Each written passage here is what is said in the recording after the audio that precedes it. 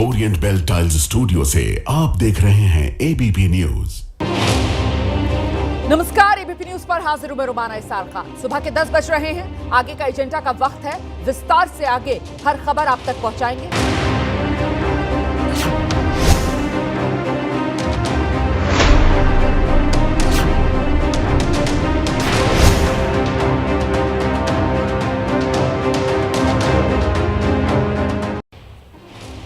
पहलगाम हमले को 12 दिन का वक्त बीत चुका है। एक तरफ भारत पाकिस्तान के खिलाफ ताबड़तोड़ कार्रवाई कर रहा है, दूसरी तरफ पाकिस्तान के हुक्मरान भारत को गीदड़ भपकियां दे रहे हैं। प्रधानमंत्री मोदी अब तक 3 बार इस बात का संदेश दे चुके हैं कि आतंक और आतंकवाद के आकाओं के खिलाफ कठोर कार्रवाई की जाएगी। पाकिस्तान के खिलाफ कब, कैसे, क्या एक्शन लिया जाएगा, इसको लेकर कई तरीके के कयास लगाए जा रहे हैं, लेकिन ये लगभग तय माना जा रहा है कि इस बार पाकिस्तान को सबसे कठोर भाषा में जवाब दिया जाएगा।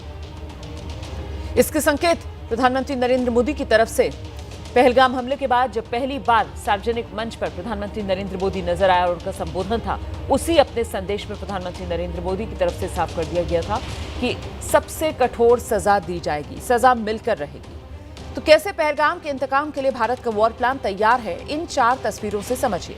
ये पहली तस्वीर, पाकिस्तान में खौफ का आलम ऐसा, पाकिस्तान ने समंदर और एयर स्पेस को अपने पूरी तरह बंद कर दिया है। पाकिस्तान भारत की ताकत से डरा हुआ है और शायद इसीलिए पाकिस्तान को अपने खिलाफ स्ट्राइक का डर सता रहा है। पाकिस्तान को पता नहीं है कि भारत की तरफ से स्ट्राइक कैसे की जाएगी, कहां से की जाएगी, इसीलिए डर ज्यादा। दूसरी तस्वीर, पाकिस्तान से व्यापार पर पाबंदी भारत ने लगा दी है। 12 दिन में भारत ने कई ऐसे फैसले लिए जिससे पाकिस्तान आर्थिक मोर्चे पर कमजोर होगा। पाकिस्तान का खजाना पहले ही खाली है और अब भारत ने पाकिस्तान के साथ हर तरह के व्यापार पर रोक लगाई। तीसरी तस्वीर, एलओसी पर पाकिस्तान को मुंह तोड़ जवाब भारत दे रहा है। पाकिस्तान की बौखलाहट सरहद पर साफ दिखाई दे रही है। एलओसी के अलग अलग इलाकों में पाकिस्तान 12 दिन से लगातार सीजफायर का उल्लंघन कर रहा है। भारतीय सेना और बीएसएफ पाकिस्तानी रेंजर्स को मुंह तोड़ जवाब दे रहे हैं। और चौथी तस्वीर आपके सामने है, पाकिस्तान की मौजूदा तस्वीर है। ये खबर है, पाकिस्तान के हथियारों का भंडार खाली हो चुका है। जानकारी के अनुसार पाकिस्तान के पास सिर्फ 4 दिन का ही हथियार बचा है। इस बारे में आपको और विस्तार से आगे जानकारी देंगे, लेकिन पहले आपको दिखाते हैं पाकिस्तान के खिलाफ भारत ने कौन से 10 बड़े फैसले अब तक लिए। तो पाकिस्तान के खिलाफ भारत के 10 बड़े फैसले सिलसिलेवार तरीके से आपके सामने मैं रखने जा रही हूं। पहला तो यही कि पाकिस्तान से आयात पर पूरी तरीके से रोक भारत ने लगा दी है। दूसरा बड़ा वार जो पाकिस्तान पर भारत ने अब तक किया है, पाकिस्तान से डाक सेवाओं पर भी पाबंदी। इसके अलावा पाकिस्तान के लिए भारत के बंदरगाह बंद कर दिए गए हैं। इतना ही नहीं, कोई भी जहाज, पानी का जहाज जिस पर पाकिस्तान का झंडा है, वो भारत में जो अपना एंकर है वो तक नहीं डाल सकता है। भारत ने पाकिस्तान के कई नेताओं और क्रिकेटर्स के सोशल मीडिया अकाउंट बंद किए हैं, जिनमें शहबाज शरीफ और बाबर आजम के मेटा अकाउंट भी शामिल हैं। इतना ही नहीं, पाकिस्तान के लिए भारत ने अपनी जो एयर स्पेस है वो बंद कर रखी है। कोई पाकिस्तानी जहाज जो है वो भारतीय वायु सीमा में दाखिल नहीं हो सकता। पाकिस्तानी दूतावास में अब सिर्फ 30 कर्मचारियों की ही रहने की इजाजत है। बाकी तमाम जो पाकिस्तानी दूतावास के कर्मचारी हैं उन्हें वापस पाकिस्तान भेज दिया गया है। पाकिस्तानी नागरिकों के वीजा भारत ने रद्द कर दिए हैं। पाकिस्तानी नागरिकों की वापसी का आदेश भारत सरकार की तरफ से दिया जा चुका है।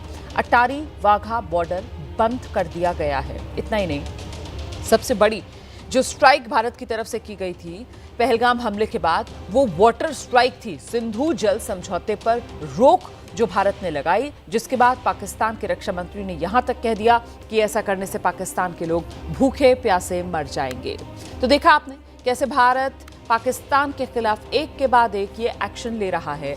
अब सरहद पार से एक ऐसी तस्वीर और ऐसी खबर आई जिससे पाकिस्तान के हुक्मरानों की टेंशन बढ़ा दी है। जानकारी मिल रही है पाकिस्तान के पास हथियारों की जबरदस्त कमी हो गई है। पाकिस्तान अगर भारत के साथ युद्ध करता है तो उसके पास सिर्फ 4 दिन के हथियार ही बचे हैं। इतना ही नहीं, पाकिस्तान के पास पैसों की जबरदस्त कमी हो गई है। पाकिस्तान अब नए हथियार बना भी नहीं पा रहा, खरीदना तो दूर की बात है। दरअसल पाकिस्तान ने पैसों की कमी के लिए यूक्रेन को पहले ही हथियार अपने बेच दिए थे, जिसके बाद पाकिस्तान को अब हथियारों की कमी हो गई है। तो रूस यूक्रेन युद्ध के दौरान पाकिस्तान ने मौके का फायदा उठाते हुए अपने हथियार जो हैं वो यूक्रेन को बेच दिए थे और अब हालत ये कि पाकिस्तान के पास हथियार ही नहीं बचे हैं। पाकिस्तान के जो रक्षा मंत्री हैं भारत पर हमले की वो धमकी दे रहे हैं। लेकिन अगर युद्ध हुआ तो फिर ये कंगाल मुल्क कितनी देर टिक पाएगा? इस पर बहुत बड़ी खबर है जो आपके सामने मैं रखने जा रही हूं। देखिए, अगर भारत से जंग हुई तो पाकिस्तान 96 घंटे से ज्यादा टिक नहीं पाएगा। मतलब 100 घंटे भी पाकिस्तान जो है वो भारत से लड़ नहीं सकता है, क्योंकि उसके पास युद्ध लड़ने के लिए गोला बारूद का घोर संकट। पाकिस्तान के बारूद गोदाम खाली हो चुके हैं। दरअसल तंगहाली से निपटने के लिए अपने सारे गोला बारूद पाकिस्तान ने पहले यूक्रेन को भेज दिए थे, क्योंकि पाकिस्तान के सैनिकों के पास राशन का भी संकट था। ऐसे में 155 mm के करीब करीब सारे गोले उसने रूस से जंग लड़ रहे यूक्रेन को बेच दिए। ऐसे में अब पहलगाम आतंकवादी हमले के बाद भारत से तनातनी के बीच पाकिस्तान की हालत पतली हो गई है। पाकिस्तान की कंगाली का आलम यह है कि उसकी सेना को राशन में कटौती के साथ साथ युद्धाभ्यास से भी मुंह मोड़ना पड़ा है। इससे पहले पाकिस्तान के पूर्व आर्मी चीफ कमर जावेद बाजवा ने भी कबूल किया था, पाकिस्तानी फौज में भारत से लंबे वक्त तक युद्ध लड़ने का मादा है ही नहीं। और अब तो ये बड़ी खबर सामने आ रही है, अगर सीधा युद्ध हुआ तो पाकिस्तान के पास गोला बारूद की इतनी कमी है कि पाकिस्तान जो है वो 100 घंटे भी हमारा सामना नहीं कर सकता। इसी पर जरा और विस्तार से बात करेंगे। खास मेहमान इस वक्त हमारे साथ मौजूद हैं, ब्रिगेडियर रिटायर्ड जगदीप दहिया साहब, रक्षा विशेषज्ञ हैं, इस समय हमारे साथ मौजूद हैं। सीधे आपको उन्हीं के पास लेकर चलेंगे और जरा जानते हैं ब्रिगेडियर दहिया से ये जो जानकारियां सामने आ रही हैं ब्रिगेडियर दहिया कि अगर सीधी लड़ाई होती है तो मुश्किल से 96 घंटे भारत का सामना पाकिस्तान कर पाएगा और उसके बाद पाकिस्तान में गोला बारूद खत्म। बताइए जरा इसके बारे में और विस्तार से दर्शकों को। Brigadier Dahiya. Thank you Ramana for having me on a show. और मैं अपनी जो बातचीत शुरू करूंगा ना, तो वो उसके लिए या आपके लिए और आपके दर्शकों के लिए एक सवाल है जी। और वो सवाल है, अब नहीं तो कब है? इस समय पाकिस्तान की माला हालत बहुत कमजोर है। जैसा कि आपने बताया, उसके पास सिर्फ 4 दिन का गोला बारूद है। इसके अलावा और भी उसकी काफी कमजोरियां हैं, जो कि बहुत बड़ी कमजोरी है। अगर वो कल हथियार खरीदना भी चाहेगा तो उसके पास सिर्फ आज के दिन में फॉरेन रिजर्व सिर्फ $8 बिलियन है, और जबकि इंडिया के पास उससे तकरीबन 100 गुना ज्यादा फॉरेन रिजर्व हमारे पास मौजूद है। उसके अलावा पाकिस्तान की जो इंटरनल सिक्योरिटी की जो हालात हैं वो भी बहुत कमजोर है। हम बोलते हैं इंडिया 2.5 फ्रंट की लड़ाई लड़ने के लिए काबिल है, जिससे कि हम चाइना और पाकिस्तान दोनों को एक साथ हैंडल कर सकते हैं, और साथ साथ हमारी जो आंतरिक सुरक्षा है जो कि आधा फ्रंट माना जाता है उसको भी हम हैंडल कर सकते हैं। हमारी फौज पूरी सक्षम है 2.5 फ्रंट को हैंडल करने के लिए। और इस 2.5 फ्रंट में से जो चाइना का जो बातचीत हो रही है, वो चाइना का मेरे को नहीं लगता कि कोई हस्तक्षेप होगा एक्सेप्ट सर्विलेंस और इंफॉर्मेशन के अलावा। तो हमें सिर्फ 1.5 फ्रंट की बात है। पाकिस्तान के पास 4 फ्रंट खुले हुए हैं। उसके पास बलूचिस्तान लिबरेशन आर्मी है, उसके साथ अफगान तालिबान उसके खिलाफ है, उसकी खुद की जो तहरीके तालिबान पाकिस्तान है वो उसके खिलाफ खड़ी है, और भारत। तो ये 4 फ्रंट के अलावा निस्बत हमारा 1.5 फ्रंट। तो अब नहीं तो कब पाकिस्तान बहुत ही कमजोर स्थिति में है। और ब्रिगेडियर दहिया, आपने मेरे ख्याल से हर हिंदुस्तानी की दिल की बात कह दी है ये कहकर कि अब नहीं तो कब। वो समय कितना सटीक है इस वक्त पाकिस्तान को सबक सिखाने का, और वो सबक जो पाकिस्तान को भारत सिखाएगा, मुझे लगता है उस पर भी आगे मैं आपसे जवाब जरूर लूंगी। सर, क्या ये सबक ऐसा होगा कि दुनिया का नक्शा बदल जाएगा और दुनिया से पाकिस्तान का नक्शा जो है वो पूरी तरीके से मिट भी सकता है क्या? इसको लेकर भी आप दर्शकों को जानकारी दीजिएगा सर। लेकिन इस बीच एक बड़ी खबर बता दें हम, पाकिस्तान के साथ ये जो तनाव बढ़ रहा है, इस बीच रक्षा मंत्रालय ने बड़ा फैसला लिया है। जबलपुर का जो ऑर्डिनेंस फैक्ट्री है वहां कर्मचारियों और अधिकारियों की छुट्टियां रद्द कर दी गई हैं। छुट्टी पर गए अधिकारियों और कर्मचारियों को फौरन ड्यूटी ज्वाइन करने के निर्देश दिए गए हैं। फैक्ट्री प्रशासन से चर्चा करने पर कर्मचारियों को उत्पादन की अधिकता का हवाला दिया गया है। निर्धारित लक्ष्य की पूर्ति करने के लिए छुट्टियां रद्द करने की दलील दी गई है। तो जबलपुर ऑर्डिनेंस फैक्ट्री, यहां छुट्टियां रद्द कर दी गई हैं और तत्काल प्रभाव से छुट्टियां रद्द कर दी गई हैं। ये बड़ी खबर है। देखिए, एक तरफ भारत किस तरीके से अपनी तैयारियां तेज करता हुआ, दूसरी तरफ पाकिस्तान का क्या हाल है ये मैंने आपको बताया। महज 96 घंटे तक ही भारत से लड़ाई लड़ पाने का गोला बारूद पाकिस्तान के पास है। पाकिस्तान की आर्थिक हालत पहले ही खस्ता है, मतलब वो स्थिति में भी नहीं है कि और गोला बारूद का निर्माण कर सके, और पैसे तो है ही नहीं उसके पास कि दुनिया के अन्य मुल्कों से कुछ खरीद सके। इस बीच जल्दी से एक बार फिर ब्रिगेडियर दहिया का हम रुख करेंगे और और जरा उन्हीं से जानते हैं। सर, इस बार जब निर्णायक एक्शन भारत की तरफ से पाकिस्तान पर लिया जाएगा, जिसका आप कह रहे हैं कि यही सटीक समय है, तो वो किस रूप में होगा? 1971 में जैसा सबक पाकिस्तान को सिखाया था, पाकिस्तान के दो टुकड़े करके, और दुनिया के नक्शे में बांग्लादेश नाम का एक मुल्क उभर कर आया था हिंदुस्तान की वजह से, इस बार कुछ वैसा ही होने जा रहा है? देखो, ये सब जो हमारा जो अभी प्राइम मिनिस्टर साहब ने जो बड़े कठोर शब्दों का इस्तेमाल किया है, ये बड़ा कठोरतम कार्रवाई करेंगे। हम जिन्होंने आतंकवाद की घटना को अंजाम दिया है, हम उनको नहीं, उनके आकाओं को भी हम नहीं छोड़ेंगे। और आपके दर्शकों को सबको पता है कि इन आतंकवादियों का आका बेसिकली है पाकिस्तान की मिलिट्री आर्मी, और पाकिस्तान की मिलिट्री और उसकी आर्मी। तो हमारा सबसे बड़ा जो पॉलिटिको मिलिट्री ऑब्जेक्टिव है पाकिस्तान का, जैसे आपने बोला कि क्या 1971 की स्थिति हो सकती है, क्या पाकिस्तान का बिखराव हो सकता है, वो कई और मुल्कों में बीच में बढ़ जाए, इस सब की जो कड़ी सबसे जो इस चीज को रोक सकती है, वो कड़ी है पाकिस्तान की मिलिट्री, पाकिस्तान आर्मी। हमें पाकिस्तान आर्मी को पाकिस्तान के लोगों की नजरों में शर्मिंदगा करना है, शर्मिंदगी महसूस करानी है। हमने पाकिस्तान आर्मी को डिफीट करना है, क्योंकि जो आतंकवाद का जो अध्याय है, इसमें नए अध्याय जुड़ते जाते हैं। उरी होगा, पुलवामा हो गया, अभी पहलगाम हो गया। जैसा कि मैं पहले भी कह चुका हूं, इन अध्यायों को नहीं फाड़ना, हमें आतंकवाद की किताब को जलाना है, और आतंकवाद की किताब को जलाने के लिए हमें पाकिस्तान की आर्मी को एक मिलिट्री डिफीट।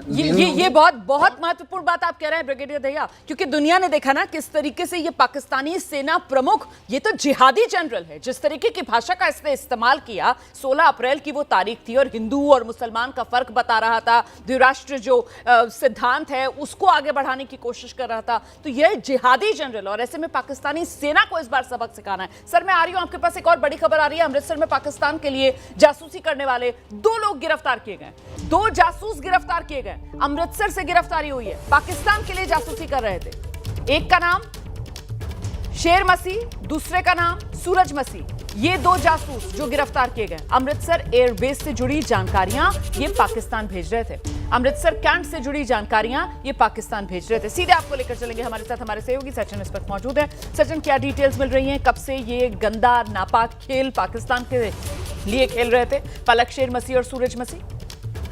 जी बिल्कुल, ये 2 शख्स हैं, पलक शेर मसीह और सूरज मसीह। ये यहाँ अमृतसर में ही एरिया है एक बलरवाल, वहाँ के रहने वाले हैं ये दोनों। तो ऑफिशियल सीक्रेट्स एक्ट के तहत इन दोनों के खिलाफ जो है यहाँ मामला दर्ज किया गया है अजनाला पुलिस स्टेशन में। और ये दोनों जो है इंडियन आर्मी की जो है सेना की मूवमेंट जो है वो उसकी फोटो खींच के वीडियो बना के जो है वो पाकिस्तान भेज रहे थे मोबाइल के जरिए। और जो अमृतसर का एयरबेस है उसके जो वीडियो बना के जो है भेज रहे थे, फोटोज खींच के भेज रहे थे। तो जो खुफिया जानकारी है वो जो है पाकिस्तान को दे रहे थे ये दोनों, और पुलिस के पास इस बात की जानकारी थी। पुलिस ने इन दोनों को जो है गिरफ्तार कर लिया है और फिलहाल इनसे आगे भी पूछताछ की जा रही है कि इनके कनेक्शन जो है या इनके लिंक्स जो है, क्योंकि ये बड़ा सेंसिटिव मसला है, खासकर आजकल जिस तरीके से ये माहौल बना है। तो आजकल अभी जो ये माहौल है इसमें ये सारी मूवमेंट जो है पिछले कुछ एक दिनों से रिवील कर रहे थे। फोटोज खींच के सड़क के किनारे खड़े होकर वीडियोस बना लेते थे, फोटोज बना लेते थे, और ये जो है पाकिस्तान में जो है भेजते थे सारी जानकारी। तो फिलहाल पुलिस ने इनको गिरफ्तार कर लिया और इनके जो फर्दर लिंक्स जो हैं, इनके कोई और साथी हैं, उनको भी ट्रेस करने की कोशिश जो है वो की जा रही है। बहुत शुक्रिया आपका सचिन इस तमाम जानकारी के लिए। 2 जासूस पाकिस्तान के लिए जासूसी कर रहे थे, पलक शेर मसीह, सूरज मसीह। अमृतसर से इनको गिरफ्तार किया गया है। आगे बढ़ रही हूं मैं, एक और बड़ी खबर आपको बता देते हैं। बीएसएफ ने राजस्थान में जो अंतर्राष्ट्रीय बॉर्डर है वहां से पाकिस्तानी रेंजर के एक जवान को पकड़ा है। अंतर्राष्ट्रीय सीमा से पाकिस्तानी रेंजर का जवान पकड़ा गया है। पाकिस्तानी रेंजर को राजस्थान के श्रीगंगानगर सेक्टर के पास बीएसएफ ने पकड़ा। पाकिस्तानी रेंजर भारतीय सीमा में जासूसी कर रहा था। यह पाकिस्तानी रेंजर इस वक्त बीएसएफ की गिरफ्त में है। आप जानते हैं इससे पहले हमारा बीएसएफ का एक जवान पीके साहू जो गलती से पाकिस्तानी सीमा में चला गया था और उसके बाद से ही वो पाकिस्तान के कब्जे में है। उसको लेकर पाकिस्तान अभी तक किसी तरीके की कोई बैठक, कोई मीटिंग भी नहीं कर रहा है। और ऐसे में अब ये खबर सामने आई है, राजस्थान में बीएसएफ ने पाकिस्तानी रेंजर को पकड़ा है। हम सीधे आपको लेकर चलेंगे, हमारे साथ हमारे सहयोगी नीरज राजपूत इस वक्त मौजूद हैं। नीरज, क्या जानकारी मिल रही है और इससे क्या पीके साहू जो काफी वक्त से पाकिस्तान के कब्जे में है, जिसको लेकर पाकिस्तान की तरफ से कोई बातचीत की पहल भी नहीं की जा रही है, अब उस दिशा में कोई सकारात्मक पहल हो पाएगी क्या?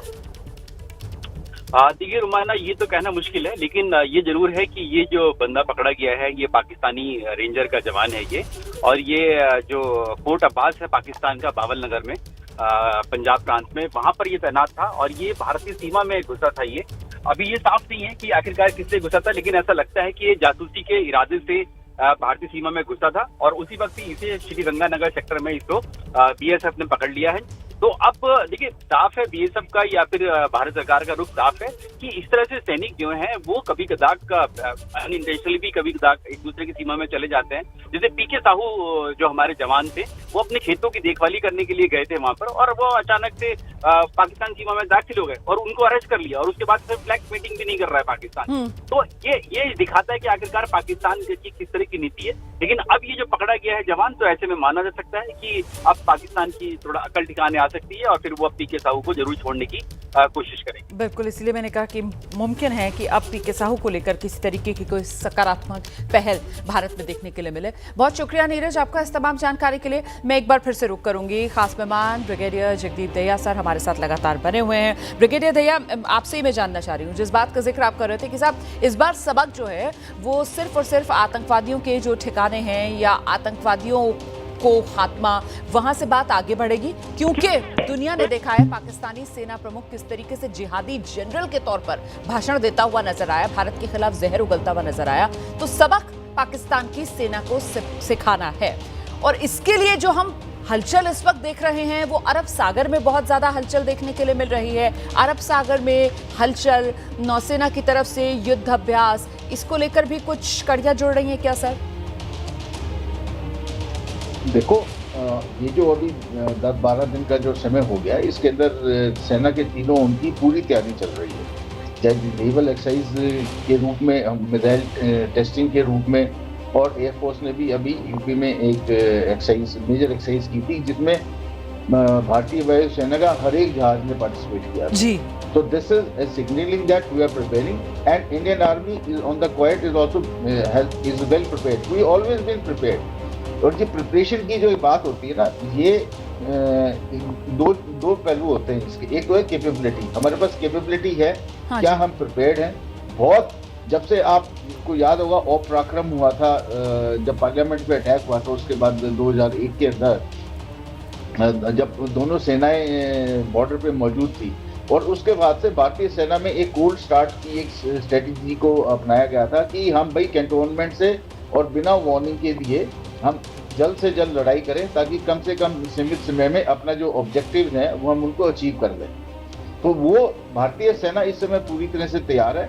बस हमें पॉलिटिकल नोट मिलनी चाहिए।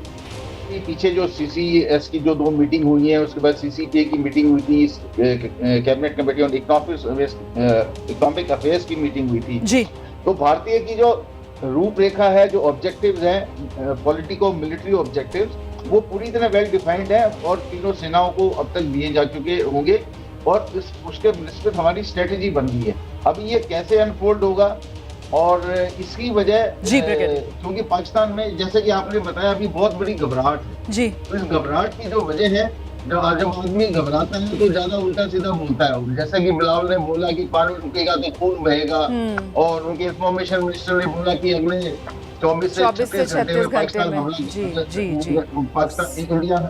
पे हमला बोल सकता है। इस सब का उद्देश्य सिर्फ यही है कि वो चाहते हैं कि इंटरनेशनल कम्युनिटी को किसी तरह से इन्वॉल्व किया जाए, उनको बताया जाए कि हमारे ऊपर बहुत पाकिस्तान, इंडिया का आक्रमण होने वाला है, और वो इस समय पूरी घबराहट में है। लेकिन सर हमारे साथ इस वक्त पाकिस्तान से पत्रकार फरीद अहमद काकड़ मौजूद हैं। जरा मैं दर्शकों को लेकर चलती हूँ फरीद अहमद काकड़ के पास, जिस बात का जिक्र अभी ब्रिगेडियर साहब कर रहे थे, फरीद अहमद काकड़ जी, कि दरअसल पाकिस्तान को पता है आप सीधा युद्ध भारत के साथ लड़ नहीं सकते, उसको सस्टेन नहीं कर सकते हैं। गोला बारूद आपका इतना ही है कि 100 घंटे भी भारत का सामना पाकिस्तान नहीं कर सकता है। ऐसे में इसी वजह से ये तमाम बयान जो पिछले दिनों आ रहे थे और इंटरनेशनल कम्युनिटी को आप जिस तरीके से बीच में लाना चाह रहे हैं अपनी जान बचाने के लिए, फरीद अहमद काकड़। जी बहुत शुक्रिया, बहुत शुक्रिया। मैं उम्मीद करता हूँ मेरी आवाज आपको क्लियर आ रही होगी। जी, मेरी आवाज आ रही है आपको? जी, आप मुझे सुन पा रही हैं? जी देखें, बहुत शुक्रिया एबीपी न्यूज का। एक तो मैं आपको एक अच्छी बात बताऊं कि मैं इस वक्त लाहौर में मौजूद हूँ और जहां मैं मौजूद हूँ यहाँ से कुछ फासले के ऊपर लाहौर का म्यूजियम है। वहां पर आपके वो टैंक हम भी खड़े हैं जो 65 की जंग में हमारे नौजवानों ने जो है वो आपके ला कर यहाँ पे खड़े कर दिए हैं। तो ये मत समझिएगा कि पाकिस्तान खुदा ना खासा कोई कमजोर मुल्क है या पाकिस्तान की जो सेना है या पाकिस्तान की जो फोर्स है वो किसी भी तरीके से आपसे कम है। जब वक्त पड़ेगा, वक्त की जरूरत होगी तो आपको लग पता जाएगा कि पाकिस्तान की जो फोर्सेज है और पाकिस्तान की जो अफवाज है वो किस तरीके से आपके साथ आपको रिटेलिएट करती है। आपने देखा कि पिछले 5-8 सालों में जब भी हमने इंटरेक्ट किया है, अफवाज ने हमारी इंटरेक्ट किया है, तो दुनिया ने देखा, दुनिया के सामने ये साबित हुआ कि जो पाकिस्तानी फोर्सेज हैं वो प्रोफेशनली कितनी मजबूत हैं, वो प्रोफेशनली कितनी जल्दी उन्होंने आपको रिटेलिएट किया और आपका अभिनंदन और तैयारा दोनों ग्राउंड किए, दोनों मार गिराए। फिर आपका अभिनंदन सिर्फ और सिर्फ हमने इंटरनेशनल कवानीन का ख्याल रखते हुए वापस किया, वरना यकीन मानिए वो आज भी हमारे पास होते। तो ये मत समझिएगा कि पाकिस्तान किसी भी तरीके से जो है वो कमजोर मुल्क है या पाकिस्तान किसी भी तरीके से जो है वो उनके अफवाज कमजोर है। वक्त आने दे, जरा आए, हम तो कहते हैं आप जरा आए दोबारा, हम आपको चैलेंज करते हैं, आप हमारी फिजाओं में 5 मिनट रहकर दिखाएं, आपको पता लग जाएगा। आप जो है मीडिया के ऊपर, आपके जनरल साहब, आपके ब्रिगेडियर और आपके एनालिस्ट जो है ये मीडिया के ऊपर आकर लोगों को झूठा दिलासा देते हैं, एक झूठा प्रोपेगेंडा करते हैं, एक झूठा जो है वो एक तरीके से हाइप क्रिएट करने की कोशिश करते हैं। काकड़ साहब आप फ्री हैं सर इंटरप्रेट करने के लिए, आप फ्री हैं इंटरप्रेट करने के लिए, लेकिन मैं पलट कर ये कहूँगी कि आप जिस तरीके का भाषण दे रहे हैं वो भाषण पाकिस्तान के लोगों को मोटिवेट करने के लिए तो ठीक है, लेकिन सर दुनिया तो जानती है ना हकीकत क्या है, और हिंदुस्तान तो आपकी हकीकत बहुत अच्छे से जानता है सर। आप यहाँ पर अपनी दीदा दिलेरी के किस्से यहाँ पर बैठकर सुना रहे हैं। 1971 आप भूल गए सर, कैसे हम ही थे सर हिंदुस्तानी, 2 टुकड़े आपके कर दिए थे, किए थे ना सर 2 टुकड़े, कैसे बिलबिला रहे थे आप। अब सर आप मानते नहीं हैं, अब आप मानते नहीं हैं। आप ही के यहाँ के जितने नेता, सेना प्रमुख वो गाहे बगाए, सुन लीजिए फरीद साहब, मैंने आपको इतनी तसल्ली से सुना, आप भी हिम्मत दिखाइए, सुन लीजिए मेरे भी 2 बोल सुन लीजिए सर, है ना। आप ही के पूर्व आर्मी चीफ थे ना कमर जावेद बाजवा, उन्होंने कमर जावेद बाजवा सर वो हिंदुस्तानी तो थे नहीं, वो तो पाकिस्तानी थे, आप ही के यहाँ के थे, और उन्होंने ही कहा था कि साहब सीधा युद्ध होगा तो पाकिस्तान तो नहीं सस्टेन कर पाएगा। अब बैठकर आप कितनी भी बड़ी बड़ी बातें कर लो सर दुनिया को पता है आपकी फौज की क्या हालत है, दुनिया को पता है आपके पास गोला बारूद नहीं है, दुनिया को पता है आपके पास खाने को आटा नहीं है सर, आप लड़ने की बातें कर रहे हो काकड़ साहब। देखिए, जहाँ तक खाने के आटे की बात है या जो इकोनॉमिक वीकनेसेस हैं दुनिया में हर ममालिक के ऊपर आती हैं। हमने हिंदुस्तान में भी देखा कि इकोनॉमिक वीकनेसेस आई हैं, फिर स्ट्रक्चरल रिफॉर्म्स जो है, हम भी एक स्ट्रक्चरल रिफॉर्म से गुजर रहे हैं जो IMF की सरबराही में हो रहे हैं, इंटरनेशनल लॉ को फॉलो कर रहे हैं। ऐसा नहीं है कि पाकिस्तान की इकोनॉमी इतनी वीक है कि हम आपका सामना नहीं कर सकते। आज भी गुर्बत हिंदुस्तान में पाकिस्तान से कहीं ज्यादा है। अगर हम ह्यूमन डेवलपमेंट इंडेक्स की बात करें तो आप सिर्फ 0.6 के ऊपर है, हम 0.5 सर गोला बारूद कहाँ है आपके पास, लड़ोगे कैसे? ये इतनी बड़ी बड़ी बातें जो कर रहे हैं यहाँ पर बैठकर, ये गीदड़ धमकियां जो दे रहे, गोला बारूद तो है नहीं सर लड़ने के लिए, बेच तो दिया आपने यूक्रेन को, आपने अपने जो असले हैं वो यूक्रेन को बेच दिए सर पैसा कमाने के चक्कर में। अब कैसे सामना करोगे हमारा? मैडम अभिनंदन से पूछिएगा ना कि गोला बारूद है या नहीं है, जरा पूछिएगा, मोदी साहब से पूछिएगा, ये अभी आज से कुछ 5-6 साल पहले की बात है, कुछ ज्यादा पुरानी नहीं है सर। अभिनंदन ने तो सर आप लोगों को ऐसी मिर्ची लगाई, और अभिनंदन ने तो सर आप लोगों से ऐसी चाय बनवा ली कि आप लोग इतना परेशान हो गए, उस बहादुर की बहादुरी को आप लोग अपने जहन से निकाल नहीं पाते हैं सर, है ना। कैसे उसने जिस बड़े बड़े F-16 का आप डंका पीटते थे उसको गिरा डाला था सर, उसको गिरा डाला था सर। आप देखिए जरा, सोचिए आप, ये तो हाल है सर आपके जहाजों का, ये हाल है सर, ये आपके विमान है सर, ये हालत है आपकी। और फिर उससे आप लोगों से चाय भी बनवाई सर, और फिर वो शेरदल सर वापस लौटा सर मूंछों को ताव देता हुआ। वो लौटा नहीं, उसे हमने लौटाया। जैसे किसी घर में चोर जाता है, चोर पकड़ा जाता है, फिर उसको पुलिस के हवाले या उनके घर वालों के हवाले गिरा दिया था ना सर F-16, सही कह रही हूँ ना सर, है ना, वही जिस पर आपको बहुत नाज है, हिम्मत और दिलेरी थी ना सर, हिम्मत और दिलेरी थी ना, वही तो मैं कह रही हूँ सर। गोला बारूद है कहाँ, लड़ोगे कैसे सर, लड़ोगे कैसे? ये गीदड़ भपकियां हैं सर, आपकी दुनिया देख रही है सर, गीदड़ भपकियां हैं आपकी, गीदड़ भपकियां, और डर है आपका। आप कभी अमेरिका को कहते हैं, कभी आप चीन को कहते हैं, कभी आप रूस को कहते हैं, कभी तुर्की को कहते हैं हमें बचाओ, हमें बचाओ, हमें बचाओ। यही तो मैं कह रही हूँ सर। अब जब आपने किया है तो फिर भुगतिए, या फिर सबसे बेहतर तरीका ये हो सकता है सर कि जो आतंकवादी आपने अपने आप पाल रखे हैं, अभी भी आप जिनको अपनी शरण में रखे हुए हैं, हाफिज सईद, मसूद अजहर, सौंपिए सर हिंदुस्तान को, दीजिए हमें। देखें आप हाफिज सईद का बार बार नाम ले रही हैं। हाफिज सईद के खिलाफ या इंटरनेशनली जितने भी, आपको पता है पाकिस्तान जो है डिफरेंट वॉच डॉग्स की नजरों से होके आया है। हम FATF के मामला को क्लियर करके आए हैं। हाफिज सईद के खिलाफ यहाँ पे मुकदमा चले हैं, मुख्तलिफ मुकदमा में जाहिर सी बात है हमने इंसानी और अदालती ट्रायल करना है। आपकी मर्जी के मुताबिक तो हम फैसले कर नहीं सकते। जहां तक बात रही आपके हिंदुस्तान की सरकार की, आपकी सरकार BLA के जरिए बलूचिस्तान को डिस्टेबलाइज कर रही है। आपकी सरकार डिफरेंट होस्टाइल जो हमारे यहाँ पे इंसर्जेंट्स हैं उनके जरिए पाकिस्तान में दहशतगर्दी करवा रहे हैं। जाफर एक्सप्रेस का इशू देख लीजिए, हिंदुस्तान BLA जो है वो कभी भी नहीं, वो हमेशा से प्रक्रिया कहते हैं कि हिंदुस्तान जो है वो हमें बैक कर रहा है। आपके फौज, आपकी इंटेलिजेंस या आपकी सरकार बलूचिस्तान में, पाकिस्तान में दहशतगर्दी करवाने में मसरूफ है। सर दिक्कत तो आप लोगों की यही है ना, ब्रिगेडियर दहिया बेहतर तरीके से बताएंगे कि आप नरसंहार करें, आप अपने लोगों को मारें, आपके लोग जो हैं जब आपके जुल्म सितम के खिलाफ आवाज उठाएं तो फिर आप हिंदुस्तान पर ठीकरा फोड़े हैं। अभी तक तो बलूचिस्तान सर, वो गिलगिट बाल्टिस्तान, वहां उनकी जमीन, उनके मिनरल्स, वहां पर जो हीरे जवाहरात सोना मिल गया है, उसकी खुदाइयों के चक्कर में आप जिस तरीके का मिनरल एक्ट लेकर आ रहे हैं सर, वहां पर भी लोग उतरे हुए हैं सर जमीन पर, जरा उनकी भी सुध ले लीजिए। थोड़े दिन बाद जब वहां पर मामला आगे और बढ़ेगा तो फिर आप हिंदुस्तान पर ठीकरा फोड़ेंगे। ब्रिगेडियर दहिया, मैं आपको रिस्पॉन्स, इनको हमने बड़े ध्यान से सुना, तो मुझे गुजारिश होगी कि ये भी हमें थोड़ी पेशेंस से और ध्यान से सुने। पहले इन्हें पाकिस्तान के लाहौर के म्यूजियम का जिक्र किया जी इनको, और ये हमारे देश को धर्म के नाम पे बांटने की कोशिश की है, जो कि इस आतंकवाद घटना से एक बहुत क्लियर मैसेज वो हमारे देश आया है कि हमारे देश में फूट डालना चाहते हैं। मैं इसका ध्यान दिलाना चाहता हूँ। असल उत्तर में इनके अमेरिका द्वारा दिए हुए पैटर्न टैंक का वहाँ पैटर्न नगर बनाया हुआ है, और वो पैटर्न नगर बनाया है अब्दुल हमीद ने। ये क्या हमें विभाजित करने की कोशिश करेंगे धर्म के नाम पर?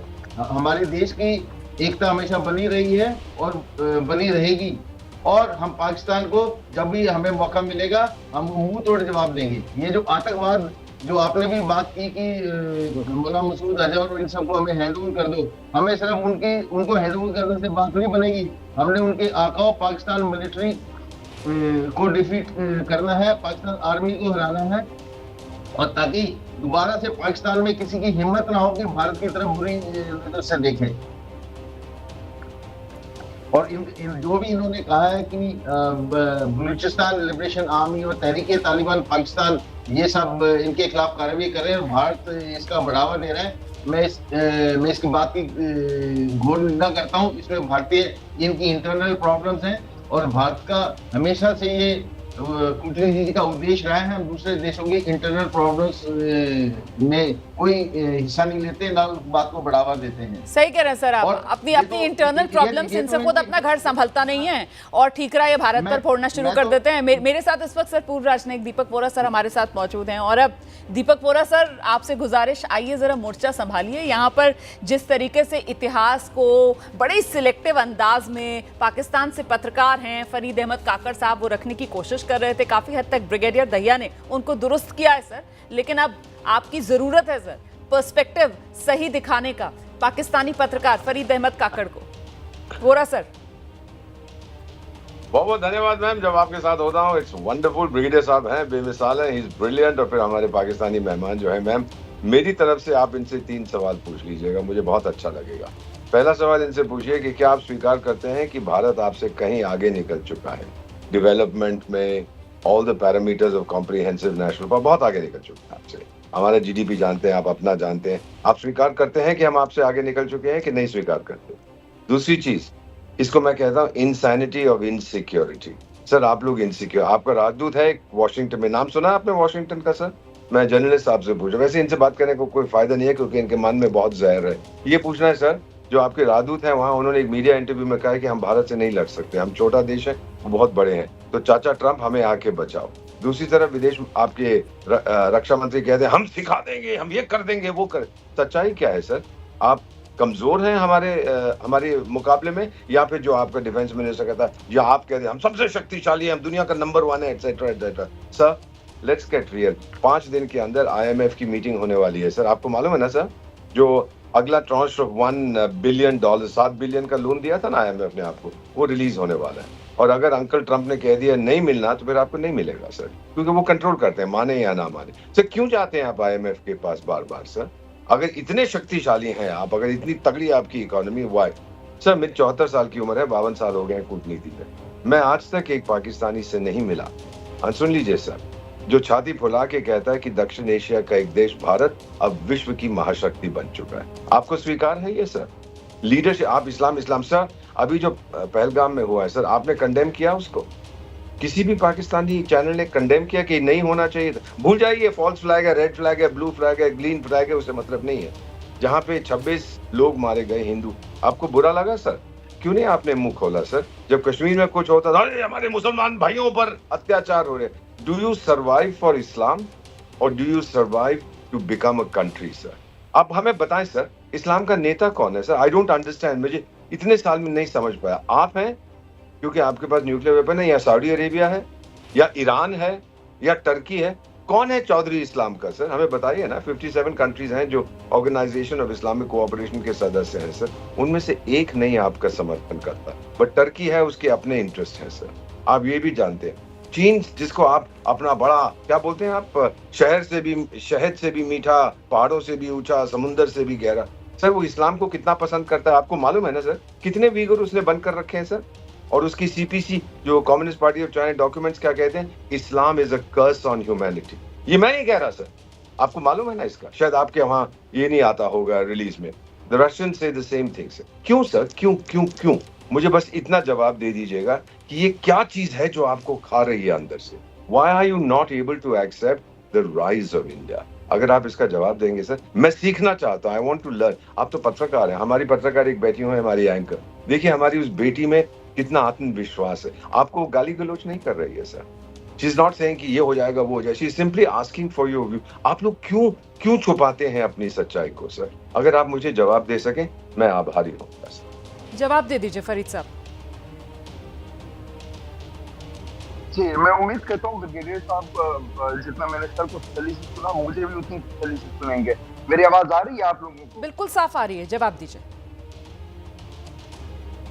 जी, देखें सर मेरे सीनियर है, lot of respect for him, लेकिन उन्होंने इकोनॉमी, मिलिट्री और सोशल साइंस, थोड़ा सा रिलीजन का तड़का लगाकर एक मिक्स अचार बनाकर हिंदुस्तान के मौकफ को बेहतर प्रेजेंट करने की नाकाम कोशिश की है। आज जरा एक चीज का जवाब मैं देता हूँ, आई होप मुझे इंटरप्ट नहीं किया जाएगा। जहां तक इकोनॉमी की बात है, नो डाउट इंडिया हमारा हमसाया है, उनकी इकोनॉमी हमसे बेहतर है, इसमें कोई शक नहीं है। इसमें मैं बिल्कुल खुद on the behalf of Pakistan, as a Pakistani citizen, as a journalist, मैं ये बात मानने को तैयार हूँ कि हिंदुस्तान की इकोनॉमी बेहतर है। ये एक चीज। दूसरी बात उन्होंने रिलीजन के ऊपर की, यही वो सोच है हिंदुत्व की कि ये लोग किसी और मजहब के साथ रहना ही नहीं चाहते। RSS की जो आइडियोलॉजी है, जो इस वक्त की इंडियन गवर्नमेंट है नरेंद्र मोदी की, वो RSS की उस आइडियोलॉजी को ले जाकर जो है वो एक ग्रेटर हिंदुत्व स्टेट बनाने की कोशिशों में लगे हुए हैं। पाकिस्तान नहीं कह रहा, ये आपके अपने अपने जितने भी पॉलिटिशियंस हैं वो ये कहते हैं, नरेंद्र मोदी कहते हैं, आपके RSS की यही आइडियोलॉजी रही है। और बदकिस्मती से हिंदुस्तानी आवाम की नहीं, जो इस वक्त हिंदुस्तान की सरकार है, जो इस वक्त हिंदुस्तान की सरकार है, वो RSS की नजरियात की हामिल एक जमात है, जिनका मकसद साउथ एशिया में एक लार्जर हिंदू स्टेट बनाना है, जो सिर्फ और सिर्फ मजहब के नाम पे खेलने की कोशिश कर रहे हैं। और उसके अगली बात, आपने साहब, बात की कि आपका हम डर चाइना डर के पास आपका बातचीत जो चाहते है, हैं, हम आपका जो अमेरिका के डर है पास सर, बातचीत वो चाहते एक बार हैं। फिर से नजर आ रहा है। आपके मैंने पास कहा कि जवाब हम नहीं है बिल्कुल सर, आप बिल्कुल अपने गिरेबान में झांकने मैंने को कहा कि तैयार हम नहीं है। बिल्कुल जबरदस्ती का एक डर और खौफ आप हिंदुस्तान को लेकर अपने दिल में पाले हुए हैं। और सर धर्म के आधार पर सर 26 लोगों को चुन चुन कर हिंदुओं को टारगेट, वो पाकिस्तान से आतंकवादी आए थे सर जो मारकर गए सर। आपके यहाँ का सेना प्रमुख है सर जो ये कहता है, वो जिहादी जनरल, कि हिंदू मुसलमान साथ नहीं रह सकते। आपका सेना प्रमुख सर, जिहादी जनरल, जिसने कहा था कि हिंदू मुसलमान साथ नहीं रह सकते, जो द्विराष्ट्र सिद्धांत को आगे बढ़ा रहा था सर, और आप यहां पर बैठकर हमको मानवता का पाठ पढ़ा रहे हैं। सर सबक तो सिखाएगा हिंदुस्तान, क्योंकि भारत ने ठान लिया है इस बार कठोर से कठोर सबक सिखाना है। बहुत शुक्रिया सभी खास मेहमानों का हमारे साथ जुड़ने के लिए। पहलगाम आतंकवादी हमले से जुड़ी एक बड़ी खबर। जांच एजेंसीज के सूत्रों के मुताबिक पहलगाम आतंकवादी हमले में कुछ खच्चर चलाने वालों की भूमिका संदेह के घेरे में। एजेंसियां हिरासत में लेकर इनसे पूछताछ कर सकती हैं। सूत्रों के मुताबिक खच्चर चालकों से पूछताछ में आतंकवादियों से पहलगाम में उनका रूट समझने की कोशिश की जाएगी। ये बड़ी खबर है। आतंकियों का रूट समझने की कोशिश ये खच्चर चालकों से की जा सकती है। सीधे आपको लेकर चलेंगे, हमारे साथ हमारे सहयोगी अंकित गुप्ता इस वक्त मौजूद हैं। अंकित, क्या जानकारी मिल रही है? ये खच्चर चालक ये किस तरीके से संदेह के घेरे में आ रहे हैं? रोमाना, देखिए, जैसे जो 22 तारीख को घटना हुई है उसके बाद से लगातार जो जांच एजेंसी है, पहले जम्मू कश्मीर पुलिस, उसके बाद में एनआईए ने अपनी जांच को जो है जैसे ही टेक ओवर किया, उसके बाद में ऐसे करीबन जो है इलाके के 1500 से 2000 खच्चर चालकों से जो पूछताछ की है, उसमें जो है अधिकतर के तो जो बयान जो है सेटिस्फैक्ट्री है, यानी कि वो संदेह के घेरे में नहीं है। लेकिन जैसे कि शुरुआती जानकारी मिली है, एनआईए की जांच के दौरान कुछ खच्चर चालक ऐसे निकल के सामने आए हैं जिनके बयानों में विरोधाभास है। यानी कि जो एनआईए जो उनसे सवाल पूछ रही है आतंकियों को लेकर के, आतंकी घटना को लेकर के, उन सवालों का जवाब उस तरह से नहीं मिल रहा है। इस वजह से उनको संदेह के घेरे में रखा गया है और सूत्र इस बात की ओर इशारा कर रहे हैं कि एक बार फिर से उनसे लगातार पूछताछ की जा रही है और अगर जरूरत पड़ी तो उनको हिरासत में लेकर भी पूछताछ की जाएगी। पता क्या लगाना है? आतंकियों का रूट मैप। जी बहुत शुक्रिया आपका अंकित गुप्ता इस तमाम जानकारी के लिए। अमृतसर में पाकिस्तान के लिए जासूसी करने वाले 2 लोग गिरफ्तार किए गए हैं। पलकशेर मसीह और सूरज मसीह इनके नाम बताए जा रहे हैं। अमृतसर एयरबेस से ये जो जानकारियां हैं वो पाकिस्तान भेजते थे, खुफिया जानकारियां पाकिस्तान को ये भेजते थे। दोनों की तस्वीर सामने आ गई है। अमृतसर कैंट से जुड़ी जानकारियां पाकिस्तान को भेजने का नापाक काम ये दोनों कर रहे थे, पलकशेर मसीह, सूरज मसीह।